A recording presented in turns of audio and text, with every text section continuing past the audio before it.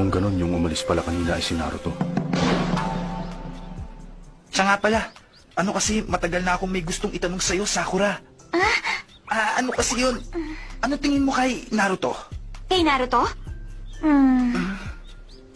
Palagi na lang kasi siya nagiging sagabal sa buhay pag-ibig ko eh. Masaya yata siya nakikita na palagi ako nahihirapan. Ni hindi pa nga niya ako ganun kakilala at hindi niya ako naiintindihan. Nakakainis siya. Pero ang gusto ko lang naman talaga ay paglingkuran ka, Sasuke. Sana mapansin mo rin ako. Ang totoo niyan, gusto kita. Lahat gagawin ko para sa'yo. Basta gustuhin mo rin ako. Gusto ko iparamdam sa'yo ang pag-ibig ko. Sigurado ka ba, Sakura?